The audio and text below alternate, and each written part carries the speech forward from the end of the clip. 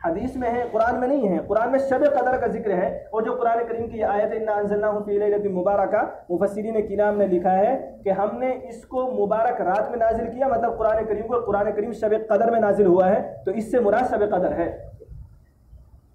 क्योंकि दूसरी आयत में इन्ना अंज़लनाहु फी लैलतिल क़द्र, अल्लाह तबारक व तआला ने खुद कहा कि कुरान करीम को मैंने लैलतुल क़द्र में नाजिल किया। तो इससे ये बात वाज़ेह हो जाती है कि जो आदमी कुरान करीम की वो आयत से इस्तिदलाल करते हैं, उनको चाहिए कि वो अपने इस्तिदलाल को वापस लें। तो शब कदर में इबादत करनी चाहिए, इबादत साबित है।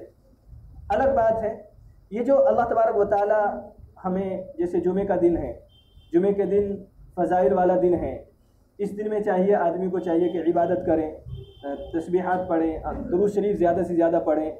इसमें साअत इजाबत आती है, मैं पिछले हफ्ते उसको बता चुका हूँ। और शब कदर है, शब बारात है, ये जो मौके हैं ये इसलिए हैं, अल्लाह तबारक व तआला मग़फ़िरत के बहाने ढूंढता है, अपने बंदों को अल्लाह तबारक व तआला माफ़ करना चाहता है। अब इस रात में नफिल इबादत करें, कुरान करीम की तिलावत करें, आप तस्बीह पढ़ें, और ऐसे आप इसमें दुआ करें। और दुआ में अगर हो सके तो दुआ में चाहिए, क्योंकि जब हम खेती को पानी नहीं देते हैं तो हमारी खेती नहीं होती है।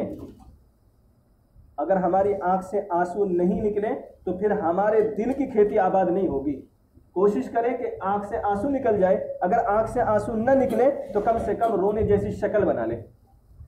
तो अल्लाह तबारक व तआला की ज़ात से उम्मीद है कि अल्लाह तबारक व तआला माफ़ कर देगा। तो इस रात में इबादत साबित है, इबादत करनी चाहिए। एक बात और जहन में रहे कि जो आदमी इबादत इस रात में न करे उसको तान करने की इजाज़त नहीं है। नफिल इबादत है, और नफिल इबादत करने का हुक्म अल्लाह के नबी सल्लल्लाहु अलैहि वसल्लम ने घरों में दिया, मस्जिद में नहीं। इसलिए कोशिश करें घर में इबादत करें, मस्जिद में ना करें। सुन्नतों और नफिलों का हुक्म अल्लाह के नबी सल्लल्लाहु अलैहि वसल्लम से जितनी नफलें साबित है वो आपके घर में साबित है, ना कि मस्जिद में साबित है। ऐसे ही ये नफली इबादत है, और ये इनफिरादी अमल है, इज्तिमाई अमल नहीं है। इसलिए सहरी का ऐलान लगाना या इफ्तारी का ऐलान लगाना, इसकी भी इजाज़त नहीं कि भाई सहरी का टाइम होगा। शब बारात की बात कर रहा हूँ, शब रमज़ान की नहीं, शब बारात का जो रोज़ा है उसकी बात कर रहा हूँ। वो इनफिरादी अमल है, वो मुस्तहब है, वो कोई सुन्नत मुअक्कदा नहीं, वाजिब नहीं, फ़र्ज नहीं, वो मुस्तहब का अमल लगता है। कर लो तो सवाब है, नहीं करो तो गुनाह कुछ नहीं। तो उसके लिए चाहिए जो इनफिरादी अमल होता है उसको घर पर किया जाए, और जो इनफिरादी अमल होता है उसके लिए ऐलान करने की गुंजाइश नहीं है। अगर इनफिरादी अमल है,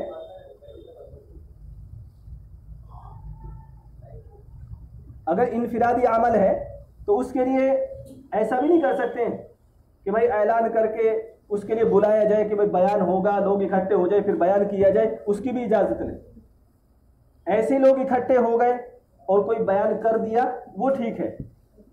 ऐसे इबादत करने, कोई कुरान पढ़ रहा था, लोग आते चले गए, कुरान पढ़ते चले गए, ये ठीक है, हमने बुलाया नहीं, खुद ही आ गए, इसकी इजाज़त है। लोगों को बुला करके इसकी तरगीब देना, बाज़ जगहों पर क्या होता है कि सलातुत तस्बीह की जमात के साथ नमाज पढ़ाई जाती है, जबकि नफिल की जमात के साथ नमाज की इजाज़त ही नहीं है, और पता चलता है कि सलातुत तस्बीह नमाज की वो जमात के साथ पढ़ा रहे हैं, इजाज़त ही नहीं है। तो इसलिए सबसे पहले शरीयत को समझने की ज़रूरत है, शरीयत के मिजाज को समझने की ज़रूरत है। शब बारात इबादत की रात है, आदमी को चाहिए इबादत करे। और एक बात और, अल्लाह के नबी सल्लल्लाहु अलैहि वसल्लम की पूरी ज़िंदगी में शायद ही कोई रात ऐसी हो कि अल्लाह के नबी सल्लल्लाहु अलैहि वसल्लम 1 मिनट के लिए भी ना सोए हो, पूरी रात इबादत की हो, शायद एक रात भी नहीं। अल्लाह के नबी सल्लल्लाहु अलैहि वसल्लम का मामूल मुबारक ये था कि थोड़ी देर आराम करते थे, उसके बाद बेदार होकर के इबादत किया करते थे। अगर कोई आदमी पूरी रात इबादत कर सकता है और बशासत के साथ कर सकता है, फिर बशासत के साथ फजर की नमाज जमात के साथ पढ़ सकता है, तो पूरी रात इबादत करने की इजाज़त कर सकता है। लेकिन अगर पता चला पूरी रात तो इबादत की है, अब फजर की नमाज में उसको पता ही नहीं इमाम साहब ने कौन सी सूरत पढ़ दी, कब रुकू हो गया, कब सजदा हो गया, कब सलाम फिर गया, उसको पता ही नहीं, वो नींद के गलबे में है, तो उसको चाहिए कि थोड़ी देर आराम करे। चूँकि फजर की नमाज फ़र्ज है और रात की इबादत नफली इबादत है, उसके लिए फ़र्ज को ख़राब नहीं किया जा सकता कि पता ही ना चले हम कौन सी धुन में हैं। नींद का, चूँकि पूरी रात जागेंगे तो जाहिर सी बात है नींद का गलबा हो सकता है। हाँ, किसी आदमी को नींद, कोई आदमी जाग सकता है तो उसको चाहिए पूरी रात इबादत करे। बेहतर तरीक़ा ये है इस तरह की इबादत का कि आदमी को चाहिए कि ईशा की नमाज जमात के साथ पढ़े, ईशा की नमाज जमात के साथ पढ़े, थोड़ी देर आराम करे, तहज्जुद पढ़े, तहज्जुद में उठ करके फिर अल्लाह तबारक व तआला के सामने रोएं, फजर की नमाज जमात के साथ पढ़ें, पूरी रात अल्लाह तबारक व तआला। हाँ, एक बात और, ईशा की नमाज पढ़ने के बाद कोई गुनाह का काम ना करें, जब सोएं तो कोई गुनाह का काम ना करें, फिर तहज्जुद की अल्लाह तबारक व तआला तौफीक दे दे, फजर की नमाज जमात के साथ पढ़ ले। अल्लाह तबारक व तआला की ज़ात से कामिल यकीन है कि अल्लाह तबारक व तआला पूरी रात इबादत में लिखेगा। रोज़े का मसला है, रोज़ा साबित है या नहीं। अल्लाह के नबी सल्लल्लाहु अलैहि वसल्लम ने 15 शब शाबान की 15वीं शब के बाद जो दिन है, यानी 15वीं तारीख, उसका रोज़ा रखा है। लेकिन अल्लाह के नबी सल्लल्लाहु अलैहि वसल्लम का मामूल मुबारक ये था कि हर महीने की 13, 14, 15 तारीख का रोज़ा रखा करते थे। सिर्फ शब बारात का रोज़ा अल्लाह के नबी सल्लल्लाहु अलैहि वसल्लम ने नहीं रखा, 3 रोज़े रखे। इसलिए बेहतर तरीक़ा ये है कि हमें चाहिए कि हम 13, 14, 15 3 रोज़े रखें, एक न रख करके 3 रोज़े रखें, ताकि अल्लाह के नबी सल्लल्लाहु अलैहि वसल्लम का जो मामूल मुबारक था वो भी हासिल हो जाए। और जो हदीस में है, हज़रत अली रज़ी अल्लाह तआला अन्हु जो रिवायत करते हैं कि इस रात में इबादत करो, सुबह का रोज़ा भी रखो, उस पर भी अमल हो जाए।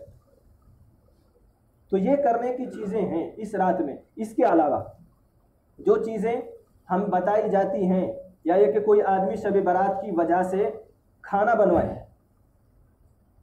कोई भी खाना बनवाए, वो बिरयानी का देग चढ़वा दे, वो नान गोश्त का इंतज़ाम कर रहा है कोई आदमी, और वो ये समझ रहा है कि शब बारात की वजह से खिलाओ सवाब मिलेगा, उसको सवाब नहीं मिलेगा, ये बिदात है। यूं ही कर दे, इजाज़त है, वो कभी भी कर सकता है, शब बारात में भी कर सकता है, लेकिन शब बारात की वजह से ख़ास करके करे तो इसको बिदात कहते हैं। जो चीज़ साबित नहीं है शरीयत में, उसको शरीयत समझ करके करना, इसको बिदात कहते हैं। और जितने भी शब कदर है या शब बारात है या इस तरह की जितनी भी रातें हैं, जितनी भी फ़ज़ाइल वाली चीज़ें हैं, जो अल्लाह के नबी सल्लल्लाहु अलैहि वसल्लम ने फरमाया कि इन रातों में मग़फ़िरत आम होती है, उस आदमी की इस रात में मग़फ़िरत नहीं होती जो शिर्क करने वाला होता है। और जो शिर्क की शुरुआत होती है वो बिदात से होती है। इसलिए आदमी को चाहिए कि बिदात से दूर रहे तो अल्लाह तबारक व तआला उसको शिर्क से दूर रखेगा। ऐसे ही वालिदैन की नाफरमानी करने वाले की मग़फ़िरत नहीं होती है इन रातों में। ऐसे ही टखनों से नीचे पायजामा या लुंगी या पैंट पहनने वाले की मग़फ़िरत नहीं होती है, शराब के आदी की मग़फ़िरत नहीं होती है। ऐसे ही दिल में कीना रखने वाले की नहीं, रिश्ता तोड़ने वाले की नहीं। तो चाहिए कि जो आदमी इन गुनाहों में मुलविस है उसको चाहिए कि वो तौबा करे तो अल्लाह तबारक व तआला उसको भी माफ़ कर दे। तो इस रात में इबादत करें और रोज़ा रखें, तो रोज़ा रखें तो बेहतर ये है कि 3 रोज़े रखें, 13, 14, 15 का। अल्लाह तबारक व तआला मुझे आपको अमल करना आसान फरमाए। वाह।